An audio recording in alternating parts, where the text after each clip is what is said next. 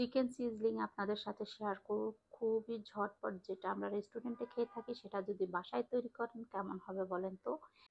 প্রথমে এখানে আমি চিকেন নিয়েছি লম্বা করে কেটে, এখানে চিকেন পাউডার দিয়ে দিলাম 2 টেবিল চামচ, আর পেঁয়াজের গুঁড়া দিয়ে দিলাম, রসুনের গুঁড়া, আদার গুঁড়া। এখানে আপনারা চাইলে বাটাটাও ইউজ করতে পারেন, তবে গুঁড়াটা দিলে কিন্তু ফ্লেভারটা বেশি ভালো আসে। সয়া সস দিয়ে দিলাম, তারপর ওয়েস্টার সস দিয়ে দিলাম, টমেটো সস দিয়ে দিলাম, একটু গরম মশলা দিয়ে দিলাম, দিয়ে হাতে ভালো করে মেখে নিব।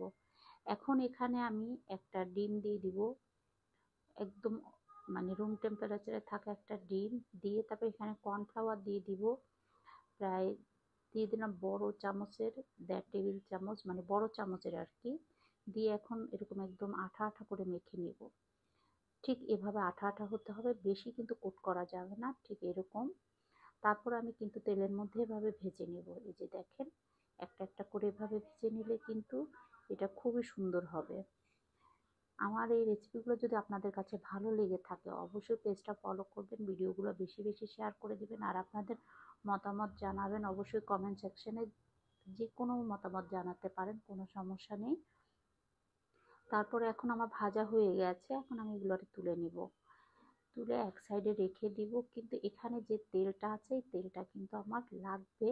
এই তেলের মধ্যে আমি রসুন দিয়ে দিলাম পুরো একটা, তারপর পেঁয়াজ কুচি দিয়ে দিলাম বড় বড় করে, দেখেন আমি কুচিগুলো কেমন দিয়ে দিলাম, গাজর দিয়ে দিলাম লম্বা করে, কাঁচামরিচও দিয়ে দিলাম। আর এই চিকেন চিলিটা কিন্তু সাথে সাথে করে সাথে সাথে খেলেই কিন্তু বেশি টেস্ট হয়। তারপরে কিন্তু আমি দিয়ে দিলাম সেই চিকেনগুলা। এই যে দেখেন, খুবই সহজ একটা রেসিপি, মানে আমি সব সময় এভাবেই রান্না করে থাকি, সেটাই আপনাদের সাথে শেয়ার করলাম।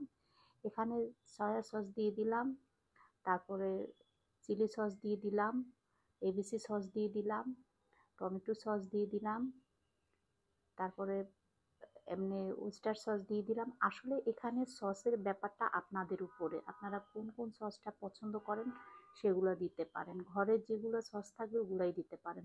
আমি আবার একটু চিকেন পাউডার দিয়ে দিলাম, এতে করে খুব সুন্দর একটা ফ্লেভার আসবে।